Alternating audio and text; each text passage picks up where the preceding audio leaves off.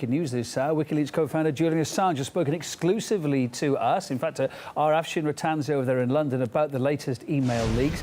During the interview, he made some unexpected revelations. We're expecting some big stuff to come out of this. What did come out of it?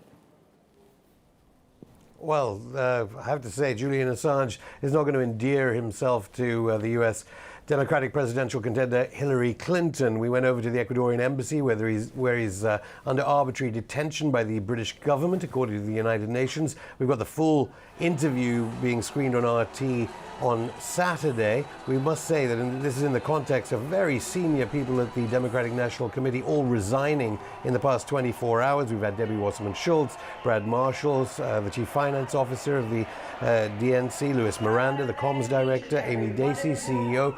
People are just falling apart. People are all being rolled over by the revelations from Julian Assange inside an embassy. But we also had to address the fact that Julian Assange was even talking to RT, because the Democrat Party, Hillary Clinton herself, are all saying forget about what the emails reveal, whether it be about ISIS-Daesh, whether it be whatever links that Hillary Clinton might prefer hidden. It's actually about the fact that Assange is basically a stooge of the Kremlin.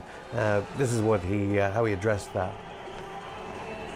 Now, this is a separate question to the release of our emails. So in the US media, there's been a deliberate conflation between DNC leaks, which is what we've been publishing, and DNC hacks of the US Democratic Party, which have occurred over the last 2 years, by their own admission, a number of times.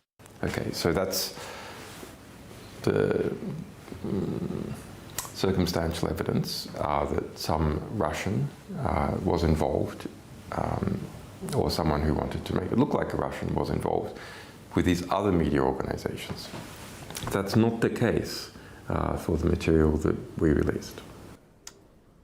And he did go on in that interview to address a particularly serious topic in the wake of that attempted coup d'etat in Turkey. The 1980 CIA-backed coup is well known amongst Turkish citizens, but in Turkey people are asking about US involvement in that coup d'etat.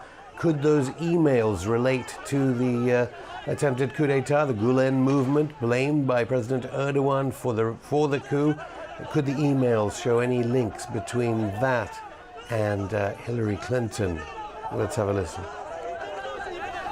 One of the key independent points of evidence, not coming from an interrogation in Turkey where people may have been placed under duress, is that in the middle of the coup, NBC published that Erdogan was on his way to Germany to seek asylum.